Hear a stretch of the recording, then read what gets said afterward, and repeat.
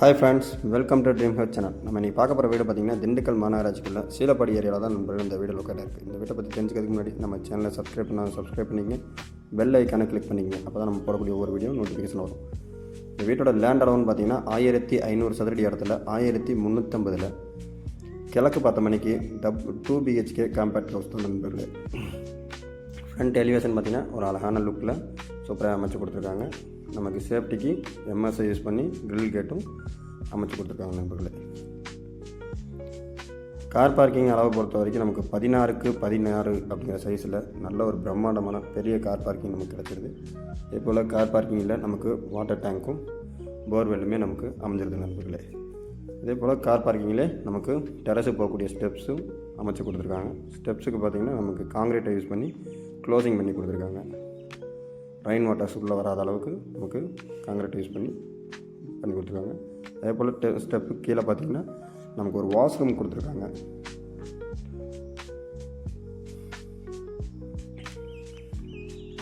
இந்த வீட்டோட விலைன்னு பார்த்திங்கன்னா 65 லட்ச ரூபா கோட் பண்ணியிருக்காங்க. நெகோசபிள் தான் நண்பர்களே.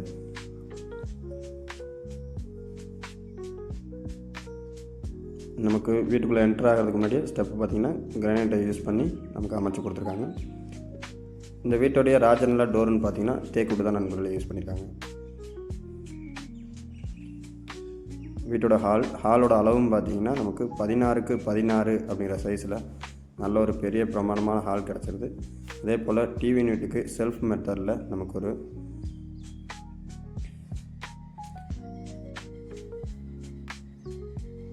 அமைச்சு கொடுத்துருக்காங்க. அதே போல் பூஜா ரூமுக்கும் நமக்கு செல்ஃப் அமைச்சு கொடுத்துருக்காங்க நண்பர்களே.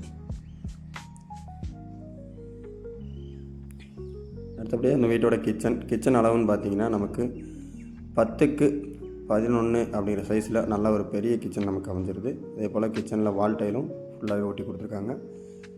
செல்ஃபுகளும் நமக்கு போதுமான அளவுக்கு வச்சு கொடுத்துருக்காங்க.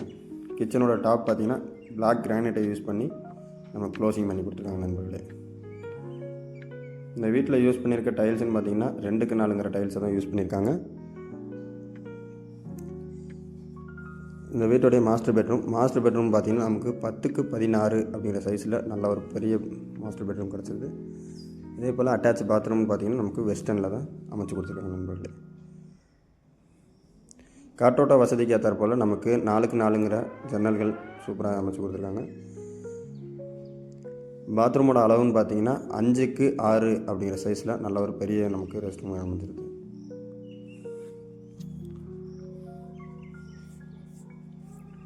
அதே போல் இந்த வீட்டில் பார்த்திங்கன்னா நமக்கு ஒயரிங் எல்லாமே ஃபிட்டிங்ஸ்லாம் நமக்கு கம்ப்ளீட்டாக பண்ணி கொடுத்துருக்காங்க.